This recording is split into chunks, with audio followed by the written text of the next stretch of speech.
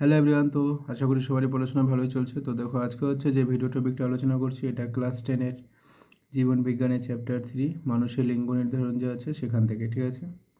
তো দেখো 40 নম্বরের প্রশ্নটা যে মানুষের লিঙ্গ নির্ধারণ কী, তো এটা অ্যান্সারটা হয়ে যাচ্ছে যে প্রাণীর প্রাথমিক দশায় অর্থাৎ ভ্রূণ দশায় থাকাকালীন প্রাণী পুরুষ হবে না স্ত্রী হবে তা যে পদ্ধতিতে নির্ধারণ করা হয় তাকে হচ্ছে লিঙ্গ নির্ধারণ বলে। মানে পেটের মধ্যে যখন বাচ্চাটা থাকবে সেটা আর কি পুরুষ হবে না স্ত্রী হবে সেটা যে নির্ধারণ করার পদ্ধতি সেটাকে হচ্ছে লিঙ্গ নির্ধারণ বলে।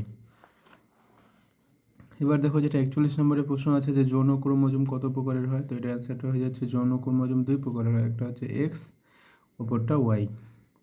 এবার দেখো যেটা আছে 42 নম্বরের প্রশ্ন যে হেমিজাইগাস কি, যেটা অ্যান্সারটা হয়ে যাচ্ছে যে পুরুষদের দেহে শুধুমাত্র একটি এক্স ক্রোমোজোম থাকে, তার জন্য তারা একটি মাত্র এক্স লিঙ্ক জিন ধারণ করে, তাই এই অবস্থাকে হচ্ছে হেমিজাইগাস বলে।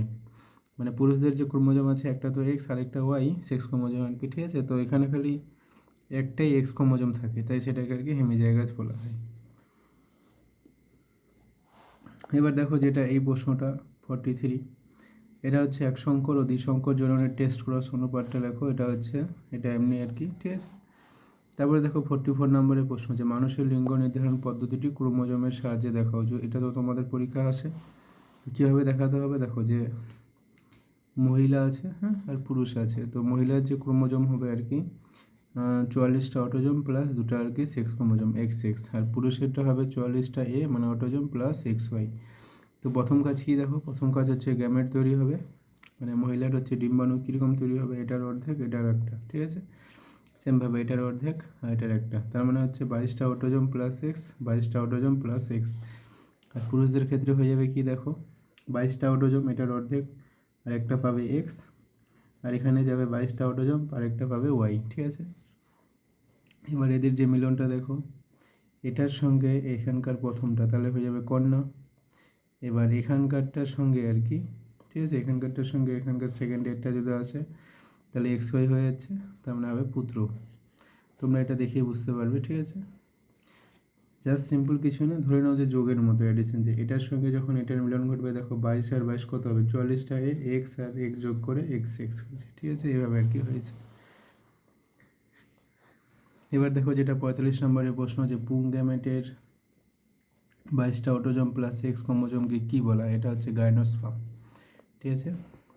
আর পুংগ্যামেটের 22টা অটোজোম প্লাস ওয়াই ক্রোমোজোমকে কী বলা হয়, এটাকে বলা হয় হচ্ছে অ্যান্ডোস্পার্ম। তারপর 47 নম্বর প্রশ্ন দেখো যে লিঙ্গ নির্ধারণে পিতার ভূমিকা লেখো, তো এটা অ্যান্সারটা হয়েছে মাতার সেক্স ক্রোমোজোম এক্স এক্স প্রকারে, তাই এদের এক ধরনের গ্যামেট এক্স তৈরি হয়। অপরপক্ষে পিতার সেক্স ক্রোমোজোম এক্স ওয়াই প্রকারের, তাই পিতার দু ধরনের গ্যামেট তৈরি হবে, একটা এক্স গ্যামেট আর একটা ওয়াই গ্যামেট। তো যখন পিতার এক্স গ্যামেট আর মাতার এক্স মিলিত হয় তখন কন্যা সন্তান সৃষ্টি হবে, ঠিক আছে। পিতার এক্স ও মাতার এক্স হলে এক্স এক্স হয়ে যাবে, এটা হচ্ছে কন্যা সন্তান। আবার পিতার ওয়াই গ্যামেট আর মাতার এক্স গ্যামেট মিলিত হয় তখন হচ্ছে পুত্র সন্তান সৃষ্টি হবে, ঠিক আছে। তো সুতরাং সহজেই বলা যাচ্ছে পুত্র ও কন্যা সন্তান সৃষ্টিতে পিতার ভূমিকা প্রধান, কারণ মায়ের ক্ষেত্রে তো দুটো এক্স ক্রোমোজোম আছে, ঠিক আছে। তো মায়ের যখন মিলন ঘটবে দুটো এক্সই আসবে, মানে একটা এক্সের সঙ্গে মিলন ঘটবে, কিন্তু পিতার যদি এক্সটা মিলন ঘটে এক্স ক্রোমোজোমের সঙ্গে তাহলে কন্যা হবে, আর যদি ওয়াই ক্রোমোজোমটা ঘটে তাহলে হচ্ছে মানে পুত্র হব, ঠিক আছে। এবার দেখো যেটা 48 নম্বরের প্রশ্ন যে ক্রিস ক্রস উত্তরাধিকার কি, তো এটা হচ্ছে যে মাতামহের মানে হচ্ছে মায়ের পিতা, ঠিক আছে, মাতামহের এক্স ক্রোমোজোমে অবস্থিত প্রচ্ছন্ন জিনের বৈশিষ্ট্য যদি কন্যার মাধ্যমে তার দৌহিত্রে সঞ্চারিত হয় তাকে ক্রিস ক্রস উত্তরাধিকার বলে। মানে এক কথা হচ্ছে মায়ের যে পিতা আছে, মানে মায়ের পিতার যে আর কি কোনো যদি চারিত্রিক বৈশিষ্ট্য থাকে তাহলে সেটা প্রথমে মা পাবে, মায়ের পরে যদি পুত্রটার মধ্যে চলে আসে সেই বৈশিষ্ট্যটা, সেটাকে বলা হচ্ছে ক্রিস ক্রস উত্তরাধিকার। এবার দেখো যেটা 49 নম্বরের প্রশ্ন আছে যে সদৃশ যমজ কি, তো এটা হয়ে যাচ্ছে যে একটি শুক্রাণু ও একটি ডিম্বাণুর মিলনে উৎপন্ন জায়গোট থেকে যদি দুটি সন্তান জন্মায় তাকে হচ্ছে সদৃশ যমজ বলে। মানে একটাই শুক্রাণু আর একটা ডিম্বাণুর মিলন ঘটবে কিন্তু দুটা জায়গোট সৃষ্টি হবে, মানে দুটা সন্তান সৃষ্টি হবে, তাহলে সেটাকে বলা হচ্ছে সদৃশ যমজ। এবার দেখো যেটা 50 অসদৃশ যমজ কি, তো তো দুটি শুক্রাণু ও দুটি ডিম্বাণুর মিলনে উৎপন্ন দুটি জায়গোট থেকে যদি দুটি শিশু উৎপন্ন হয় তাদের হচ্ছে অসদৃশ যমজ বলে। মানে এখানে কিন্তু দেখো দুটা শুক্রাণু আর দুটা ডিম্বাণুর আলাদা আলাদাভাবে মিলন ঘটবে, আর এখানে কিন্তু একটা শুক্রাণু একটা ডিম্বাণুরই মিলন ঘটছে কিন্তু দুটা জীব সৃষ্টি হচ্ছে। ঠিক আছে, তো এটা হচ্ছে সদৃশ যমজ আর অসদৃশ যমজের ব্যাপারটা। তারপরে দেখো যে 51 নম্বরে প্রশ্ন আছে যে হোল্যান্ডিক জিন কি। তো এটার অ্যান্সারটা হয়ে যাচ্ছে যে পুরুষদের ওয়াই ক্রোমোজোমে অবস্থিত প্রকট জিন থাকলে তা উত্তরাধিকার সূত্রে পুরুষদের মধ্যে সঞ্চারিত হয়। এই ধরনের জিনকে বলছে হোল্যান্ডিক জিন। যেরকম আর কি পুরুষদের কানের লোম, যদি মনে করো যে পিতার কানের লোম থাকে তাহলে পুত্রও আর কি সেই কানের লোমটা পাবে। ঠিক আছে, এটাকে বলছে হোল্যান্ডিক জিন। তারপরে দেখো যেটা কয়েকটা সাধারণ জিনগত রোগ, এটা হচ্ছে 3টি জিনগত বা বংশগত রোগের নাম। একটা হচ্ছে থ্যালাসেমিয়া, আরেকটা হিমোফিলিয়া, আরেকটা হচ্ছে বর্ণান্ধতা। তো এবার দেখো যে থ্যালাসেমিয়া কি, এটা অ্যান্সার হচ্ছে যে থ্যালাসেমিয়া এক প্রকারের প্রচ্ছন্ন অটোজোমাল জিন দ্বারা নিয়ন্ত্রিত বংশগত রোগ, যেখানে তীব্র বা মৃদু রক্তাল্পতা, পাণ্ডুরোগ এবং হ্রস্ব জীবনকাল ইত্যাদি পরিলক্ষিত হয়। রক্ত শর্টেজ মানে কম আয়ু, গড় আয়ু মানে কমে যাবে, অনেক তাড়াতাড়ি মৃত্যু ঘটবে, এরকম রোগ আর কি হবে। এবার দেখো যে 54 নম্বরের প্রশ্ন যে ভূমধ্য সাগরীয় রক্তাল্পতা কোন রোগকে বলা হয়। তো এটা অ্যান্সার হচ্ছে থ্যালাসেমিয়াকে।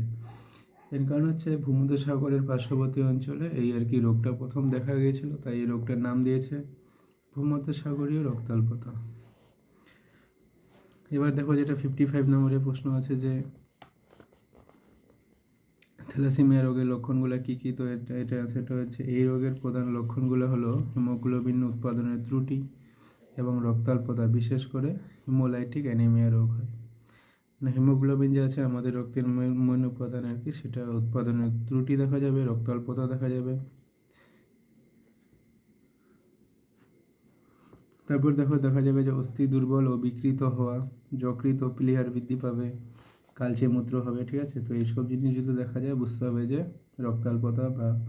রক্তাল্পতা বা থ্যালাসেমিয়া রোগটা আর কি হয়েছে। এরপরে দেখো যেটা 56 নম্বরের প্রশ্ন যে আলফা থ্যালাসেমিয়া রোগের কারণ। তো এটা অ্যান্সারটা হয়ে যাচ্ছে 16 নং অটোজোমের দুটি পৃথক লোকাসে অবস্থিত মোট 2 জোড়া বা 4টি প্রকট এলিল হিমোগ্লোবিনের আলফা গ্লোবিন শৃঙ্খল সংশ্লেষের জন্য দায়ী।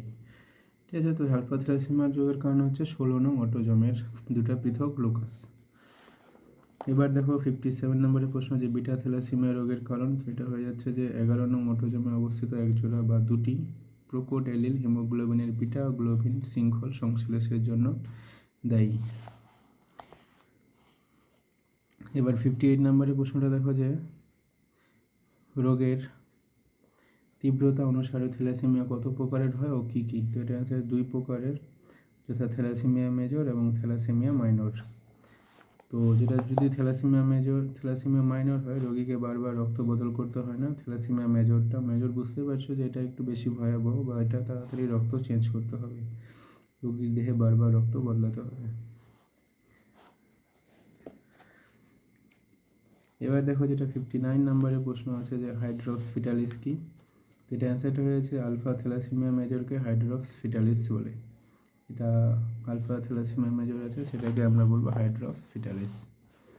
এবার দেখো যেটা 60 নম্বরের প্রশ্ন আছে যে কুলি বর্ণিত অ্যানিমিয়া কি। এটা হচ্ছে বিটা থ্যালাসেমিয়া মেজরকে কুলি বর্ণিত অ্যানিমিয়া বলা হয়। এবার দেখো যে আছে থ্যালাসেমিয়ার উত্তরাধিকার বা বাহক মাতার সাথে বাহক পিতার বিবাহের ফলাফল। মনে করো দুজন স্বামী স্ত্রী আছে, স্বামীরা হচ্ছে থ্যালাসেমিয়া আছে আর স্ত্রীরও থ্যালাসেমিয়া আছে, তাহলে তাদের মধ্যে যে সন্তানগুলো সৃষ্টি হবে তাহলে কীভাবে হবে। এখানে দেখো বলা আছে বাহক মাতা আর বাহক পিতা, গ্যামেটটা কী হয়ে যাবে, একটা দেখো থ্যালাসেমিয়া প্লাস লেখা আছে আর একটা থ্যালাসেমিয়া লেখা আছে, আর একটা থ্যালাসেমিয়া প্লাস, এটা হচ্ছে থ্যালাসেমিয়া, 2 ধরনের গ্যামেট তৈরি হবে। এবার গ্যামেটগুলোকে আলাদা করে দিলাম। ঠিক আছে, আর এটা হচ্ছে চেকার বোর্ডের সাহায্যে দেখানো হয়েছে। এটা হচ্ছে পুরুষ, এটা হচ্ছে স্ত্রী। থ্যালাসেমিয়া প্লাস এরকম যদি আমরা আর কি লিখে নিলাম পুং গ্যামেট, স্ত্রী গ্যামেটগুলো। এবার দেখো এটার সঙ্গে এটা যখন জয়েন্ট হবে থেল প্লাস মানে স্বাভাবিক সন্তান। থ্যালাসেমিয়া প্লাস আমরা কি ধরবো, দেখো এখানে বলা আছে থ্যালাসেমিয়া প্লাস হচ্ছে স্বাভাবিক এলিল, মানে এটা কোনো রোগ হয়নি, রোগ হবে না এই গ্যামেটটার যদি মিলনের সৃষ্টি হয়, ঠিক আছে। আর যদি থ্যালাসেমিয়া থাকে তাহলে হচ্ছে এটা হচ্ছে থ্যালাসেমিয়া সৃষ্টিকারী, ঠিক আছে। তো এইভাবে আর কি সৃষ্টি হয়েছে, তোমরা দেখে নেবে, ঠিক আছে। তো আজকের ভিডিওতে এই পর্যন্তই, দেখা হচ্ছে নেক্সট ভিডিওতে।